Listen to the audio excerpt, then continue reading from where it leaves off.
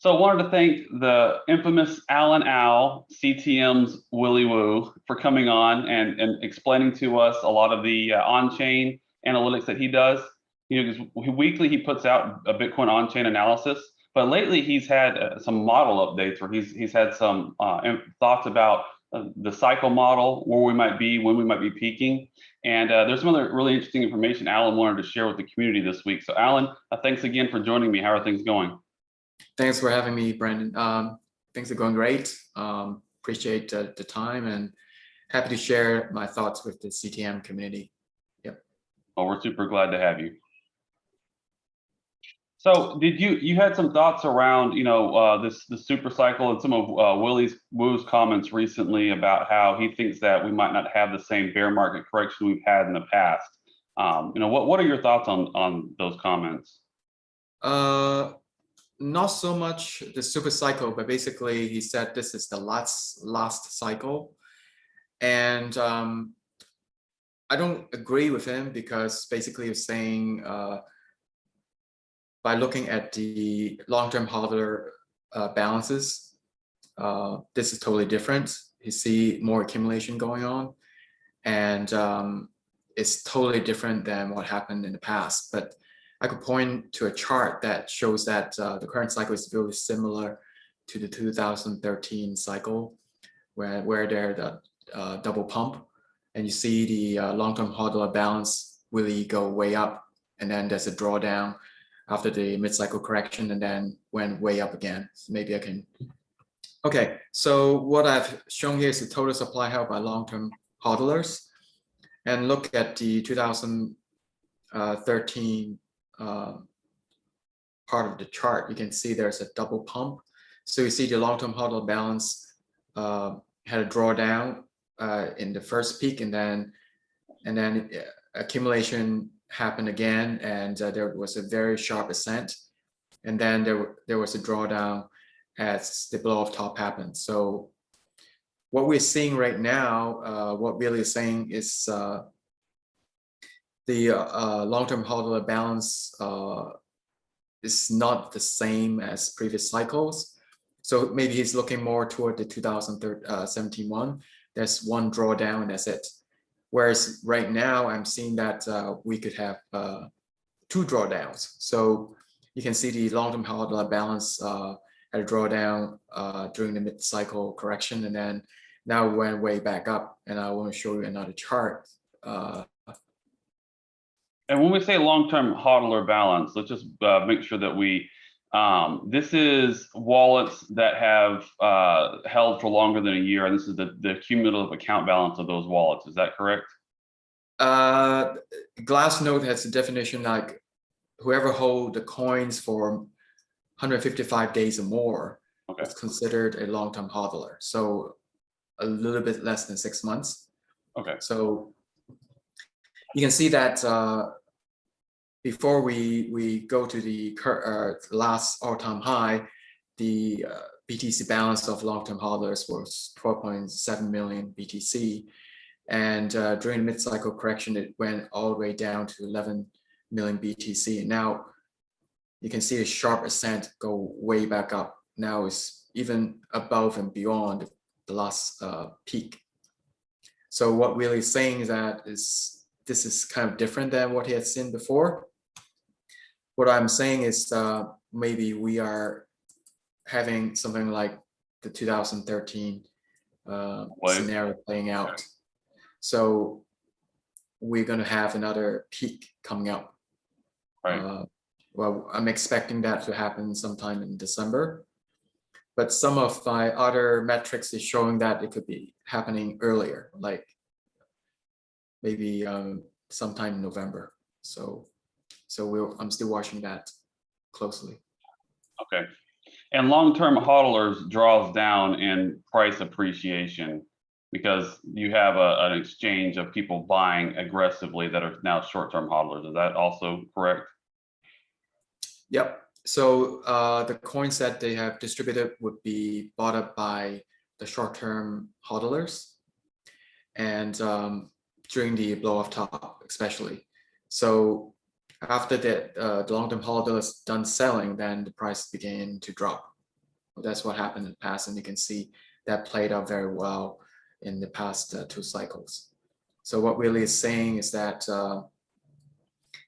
this cycle, the long-term hodl balance accumulation pattern is different than the previous cycle, and he's projecting that this cycle is different because of all these institutional investors and big corporations buying up BTC, and they don't sell. But as you know, the market is all human psychology, and once the price hit a certain point, there will always be people selling. I guess when the price hit $100,000, I mean BTC hits that $100,000, there will be a lot of people selling, so there will be a drawdown for sure. Yeah. Alan, well, thank you so much for that recap of the long-term hodlers. Now, back in late August, you put together this thread here about some cycle peak modeling that you were working on. You have a lot of thoughts in here about the cycle peak modeling, but we wanted to ask you about this model, but I also wanted to talk about, so you were talking a little bit about the double wave. And what I was saying as we were preparing for this part was, it's fascinating to me to see how this cycle plays out. And I personally think that no 2 cycles are going to be identical, but the same themes are going to play out, where you have that supply shock that drives price into price discovery, which creates some buzz around the asset. And then, then you enter this euphoric state where there's just a lot of market participants that are, late to the game, that are very euphoric about the price action, and then obviously in this speculative blow off top. And it's happened pretty predictably several times now.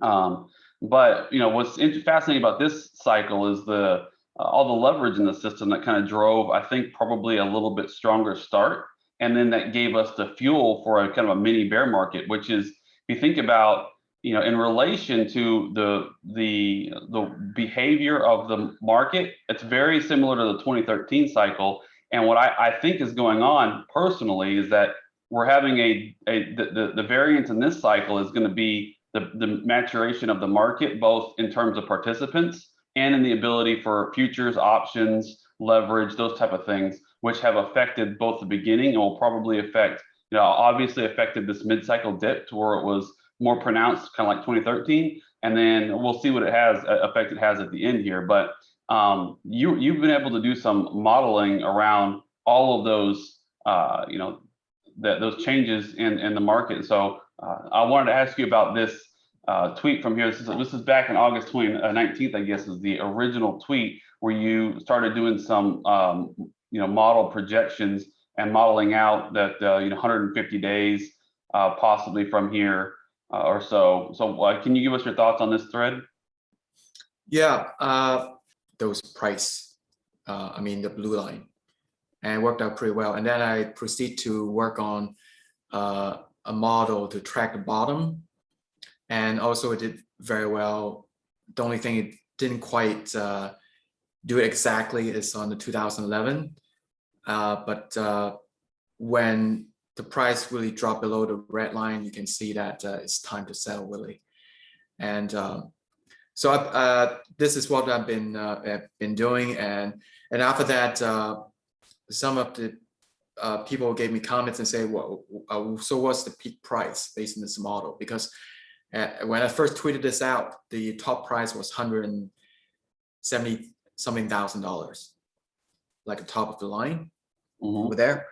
So so I proceed to say, okay, let me build a model based on what I learned from Jordan and Ian and Tad.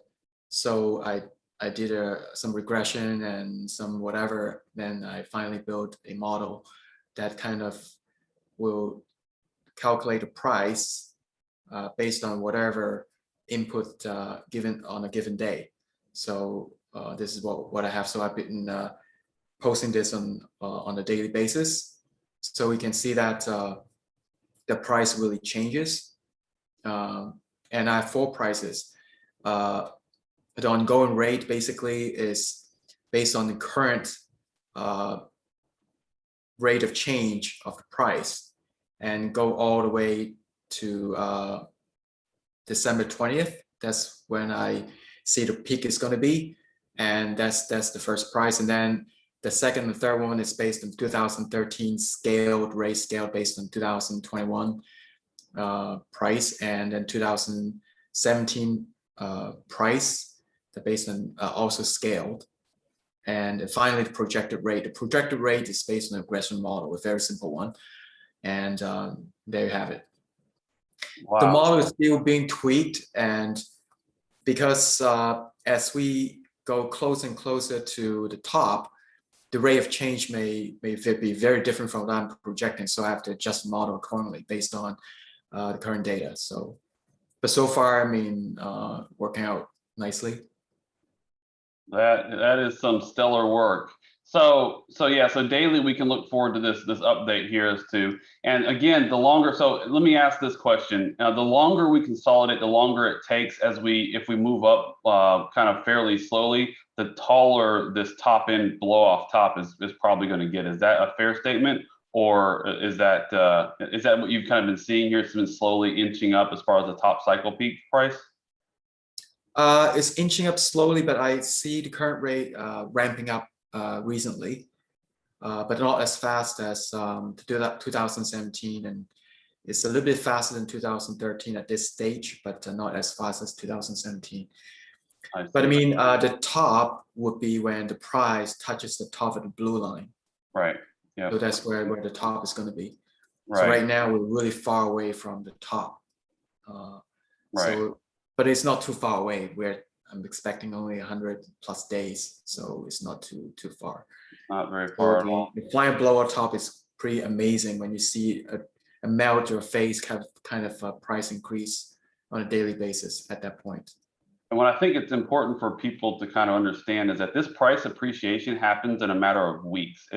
So we've been working on this for, it'll be going on 2 years by the time we finally get there, 1.5 years at least, on trying to get this all right, this trade right. But this final parabolic move is a matter of, I mean, every day you're going to see, Bitcoin up, large amounts, for several days on end. And that's, while the price action might be kind of boring right now, it's still very strong and very bullish from what I'm seeing. And if you look at this model here, it continues to march up just incredibly. And so, yeah, when we finally break out of 65,000, I imagine that we'll have a quick stop at 100,000. I would bet that once we take out 65,000, your model is going to start to tighten, where it starts to really, probably it's going to start to dial into where we're going to get a really accurate kind of model top here. Because you can see, I was looking back at this model, 2011 was a little bit of an outlier just because it was such an early asset. But when you look at 2013, yeah, as you approach that top, the price very quickly comes up to meet that blue line. That blue line doesn't have a lot of time to move because price so quickly comes up to it. But we're going to get probably, when we break, if you look at the 2013 cycle, when you broke that prior all-time high, it was an extremely quick ascent there, and the blue line moved, marginally from the time it broke that. And then, like you said, yeah, so I can see how the gradient on the increase right now, it looks like it's a little bit steeper than the second one in 2013 at this stage, huh? So we break this prior high here. This is almost, yep. This is the double top right through here. I don't know if you can see my mouse. I forget we're on Zoom here, so I'm not on a live stream. But yeah, so that's a fascinating model, Alan. Thank you so much for putting this together. And so these numbers that you have here on the right, the 279 based on the 2013 cycle, 253, and then what's 270 2021? Is that kind of can you explain what these numbers? So the rates for the rate of change for price for 2013 and 2017, they're already set. They're past data, so we can use that based on the current pricing. We scaled it like what Ian and Ted are doing for their meta model. So that's what the price is. In 2021, it's based on a regression analysis of the price change of those 2 cycles. And it's a projection of those rates. So using that, I just calculate the price, just plug it in, and then I get to $270,000. Yep. Wow. I can say honestly, I'm glad I had you on because I didn't even understand this properly. Okay. So yeah, so the 2013 price is if price action played out basically identical to 2013 from here on out, you've already modeled that in. Mhm. Right? And then the same thing would be for 27. If price played out identical to 2017, this is what the price would be. But according to what we're looking at now and the way price is playing out now, it looks like based on Ted and Ian and other models that 270 is about the number. And what is this 217K ongoing? I'm kind of that one I don't know. Oh, that's based on the current price change. If you say it's $10, it remains $10 increase for the rest of the period. And okay. so If it's a linear flat static increase current to the current rise and it continues to rise at a linear, right, exactly. that's what it would be. Okay. Yeah. All right, so we can still get a pretty strong price appreciation just on this linear curve that we're on right now, Yeah. but we expect obviously it'll make a turn upward as market participants drastically come in at the end here. Okay, and then our blow off. Pretty happy that is above the $160,000. Yeah. Price that Jordan first predicted, and so this cycle is going to be quite spectacular in the end, I think. Yeah. I do agree. I think, well, and it's like I said, it's going to be a few. And the other thing to keep in mind again is that it's going to be a few days of absolutely crazy price action, and then it's going to come right back down. And then for all this modeling, it's going to drastically help us to identify pretty close to top, get out. When other market participants are just joining, we'll be exiting. And then as that price comes back down, we'll be able to either hedge the top. And some people are going to take profit. Some people are going to hedge, their holdings. And there's multiple ways to play this.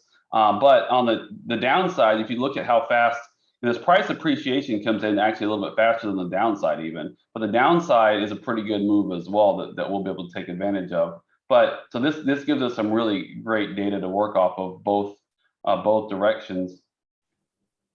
Well, that's super fascinating. Thanks for so the daily update. So just for the community at large, I'm going live Tuesday and Thursday mornings. I'm trying to make Tuesday a very tech-centric day where I'm breaking down some new technology. But I think I'll probably start Tuesday with just covering Alan's most recent tweet about Bitcoin cycle modeling and an on-chain analysis, really. And then we'll get into whatever tech topics we want to get into from there. So I'm thinking about rolling that in either Tuesday or Thursday to cover on-chain. And then we'd like to have Alan on as regular as we can to get updates from him, because I think it's super valuable having his explanation and insights. The last thing I wanted to talk about here, Alan, was the futures market. Again, I think this cycle is greatly impacted by the maturity of options, futures, and leverage in the system.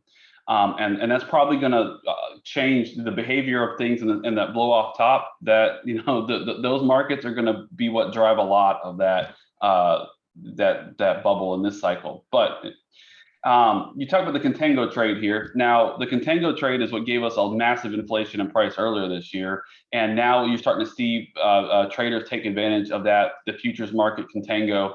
Can you explain a little bit about what you're seeing? What is the contango trade, just for the community understand, and make sure we have an understanding of that, and then what are you seeing in the markets, and how you believe that this is bullish?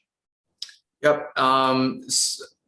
Yeah, going forward, the futures market will accentuate the price swings both up and down, and so are the options. So we're seeing that more and more, and that's why I think it's important for the community to look into the data. I'm not an expert in trading options, but I try to provide as much information as possible. A contango trade basically is when the future price of a Bitcoin futures is higher than spot. So people can take advantage of an arbitrage. So they would sell the futures, short the futures, and then buy spot. So you see, and in doing so, people can lock in the premium. So right now, the CME premium for September contract is about 3%. It's not too high, but at some point in time, it's up to 20% or more. So it was a pretty good trade, better than Grayscale's arbitrage trade. During the mid-cycle correction, we see the future price is lower than spot, so the premium is negative. So but now has gone back to positive. That's why I put up a tweet and tell people that this is bullish, because there'll be more people taking advantage of this trade, buying spot BTC, and as you know, people are holding right now, so we'll create a supply squeeze more. So as demand goes up, the price is going to be going skyward. And so, Alan, we have the chart here that you shared, and this chart, I think I misunderstood it until you just explained it to me. So I want to make sure that we give you a chance to explain this for the community, because I did not have a good understanding of this even, and I think this would be super valuable for the rest of the community to understand. So on the far left, we have the perpetual futures, which is a rolling futures, and there is no premium that can be taken advantage of there. But you're focused on the CME futures, which has a positive funding rate on these monthly. So out in September monthly, October monthly, November monthly, December monthly. That's what we're looking at. So the left is the perpetual rolling futures, and out here is the weekly funding, the futures rate, the biweekly, and the monthly. And CME is going to track the monthly, and that's what the institutional players play. Absolutely. And that is very bullish in my opinion, because you see all the big banks, they're encouraging their wealthy clients to trade CME futures, Bitcoin futures. So as more people pour their money into this market, you can see the premium is going to go up, and that's really, really bullish for the price of Bitcoin. As I talked about the contango trade, when people see the premium, they're going to take advantage of risk-free arbitrage to take advantage of the premium. At one point, the CME futures went up to as much as 20%. So now it came down during the mid-cycle correction, went to negative at one point. Right, and people were probably taking advantage of it on the other side. Exactly, but now people just want to buy when they see the price goes up. So this really helps. So I see that as the price of Bitcoin goes up, you can see the premium is going to go up as well. Okay. So I'm tracking this this parameter closely. All right, and so go ahead. Yeah. Sorry, Alan. For the perpetual one, you have to look at the funding rate. The funding rate, the neutral funding rate is 0.01%. That's when the market is balanced. So buying and selling is balanced. And when the rate goes up on the positive side, that means that the people who want to long, the market has to pay the short sellers the funding rate. That's what the funding rate means. So when the market is really speculative, really bullish, you can see the funding rate goes up like to 0.1% or above. And when that happens, you may want to take your money off the table, because that means that the whales may want to time that and sell the market and drive the liquidation of the futures longs. And so that would cause the price of Bitcoin to drop much more than it would be without this liquidation. So this number has to be watched closely as well, the funding rate. So every time you see that funding rate goes really, really high, that's the time, if you're a day trader, or then you want to take some money off the table. Okay. And vice versa, when the funding rate is negative, that means that people really negative on the market. There'll be there are much more short sellers than longs. This is like a real market participant sentiment indicator then. So the higher this goes, the more frothy the market's getting, and it's probably a good time to take a little off the table. Is that a fair assessment? Yeah, it is. Yeah. And we'll have to go back in time here. Okay, so I did have that incorrect. And this is thank you for explaining that for us again. Really, the contango trade is the monthly futures that there's an opportunity to do that, and the perpetual futures is a rolling. And actually, when the perpetual futures funding rate gets a little bit out of gets too high and too inflated, and that's a sign that the market's probably headed for a downturn in the short term while that gets realigned. Yep, it's a very efficient mechanism. So the liquidation will force the market back to neutral. That's what happens. The other thing that people want to watch is the open interest of future contracts. when you see there's a good increase in open interest, that is also a bullish sign for the price of Bitcoin. So that has to be watched as well. And options market, but maybe we don't want to go into that today. Yeah, we did that last time we had you on. You walked us through the options market. So check out that video. I'll put a link top right here. You should be seeing a link to that video where Alan does a breakdown of how to read the futures market and where to get access to that data. All right, Alan. So one last final thing I wanted to ask you about before we wrap up this session this week was this chart here. So this is a chart that you've been working on based on the BLX, the long-term liquid index, which is what pretty much all of CTM uses for our long-term modeling. And you've done some additional work here trying to map out potential cycle peaks. So do you mind explaining for us how you came to the conclusions you have through this chart? Sure, love to. So basically, again, like this is the CTM basic model. So based on parallel trend lines, linking up the bottoms, and then I use the auto clone feature of TradingView to propagate the parallel trend lines. So, and then I look at the chart and I see that the price during the bull phase kind of like it's a mirror image of the price action during the bear phase. So I draw a parabola to connect the candles, the bottom of the candles of the bull phase, and then I kind of flip it, and it's a similar parabola. So I end up using an arc of the TradingView feature to draw to link up all the bottoms of the candles. So you see there are 3 arcs on the chart, and each arc represents a cycle. And then the last one, you see there are no candles connecting that. That's just my estimate of what the arc is going to look like.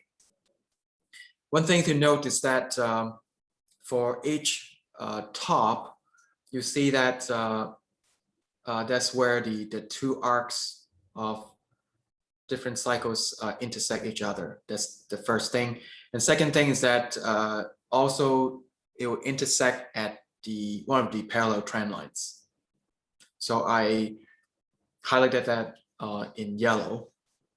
And then the third thing I want to make sure is that I want to look at the trend angles of the trajectory of the price action of Bitcoin from mid-cycle correction up to the peak, the cycle peak for each cycle. And then I got a trend angle for the 2013 63 degrees, and for 2017 bull phase is 59 degrees. And one final thing I did was I connect the peak of the last 2 cycles. I got a trend line, and then I used that to find out where the cycle top of the current cycle is going to be. So there will be 3 intersections. The first intersection is where the 2 arcs intersect. The second one is where the arc intersects not the arc, the trend line intersects the trend angle line intersects the one of the parallel trend lines, and then the final one is the blue trend line that I draw from based on the 2 cycle peaks to come up with the cycle top for the 2021 bull phase. That's a lot of correlation right there. I'm looking, there's like literally 5 pieces of data that line up exactly together at that date. Yeah, so it's going to be around December, around the 20th of December, and the price is going to be $340,000. And it turns out this trend angle is going to be an average between the trend angle of the 2013 one and 2017 one. So it's pretty amazing. That is. I repeat the exercise for market cap, and I got the same answer. So that's pretty cool. That is amazing. Yeah, so we were looking at that earlier. You had the market cap one, and you also had a price one. Wow, that's super fascinating. And so what's super interesting is that you have such a confluence of data pointing at the same spot, and you, late December, December 20th. So if we arrive at the top around that time, you've got price models that you've got a variable price model based on price action as it unfolds. That's currently putting us in the high 200s, and then you have this model that's putting us in the mid 300s. So currently, right now, we're looking at that's really on point with, if you look at stock to flow, his model puts us a little over 100,000 for his base model, and then the stock to flow X puts us at $288,000. Completely different ways at arriving at very similar conclusions. Stock to flow X with your two models right now at 260 on one of them, I believe, 340 on this one, the stock to flow X at 288K, which obviously he expected to overshoot that as well. So that's a lot of confluence of data that we should get a pretty strong, it feels like once we break the prior all-time high, we'll have I've said this a couple of times, we'll have a trip. I'm looking at your trend lines here. I'm thinking this trend line here and the bottom of this parabolic move gets us right around 100,000, then probably a little pause. And then once we break that 100,000, that's probably when the FOMO really starts to kick in. So it's going to be a fascinating ride the rest of the year if these models continue to play out with the accuracy they have been so far. Yeah, well, it's pretty amazing. So, but this is actually inspired by the work of Ted and Ian. So those two guys are just amazing. Yeah, let's go. Ted and Ian's Twitter here. We got Ian Randall 3, and you've got Ted T Boydston. I follow these guys on Twitter for sure. These guys have been leading up the charge on the CTM modeling. It's been fantastic work that they've been doing as well, along with Alan's work here.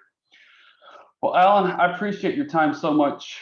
Thank you for staying up late over there to work with us, to explain to us a lot of this data you've been putting out with such fantastic work. So what I'll try to do is I'll try to start incorporating a breakdown of your analysis, at least a quick read through, maybe on my live stream, so that way the community can get an audio version of the data you're putting out there. Hopefully I do it justice and I don't misrepresent anything, but I'll do my best to represent it, and then I can have you on to correct any errors in reading that data, and that would be super. I think that'll be super beneficial too. If I'm misreading the data, that means that other people are going to have a similar question or misread something that I think would be really valuable to have you explain it to us. So thank you again for your time. I appreciate you again coming on. Yeah, thanks a lot, Brandon. Love to be on your show.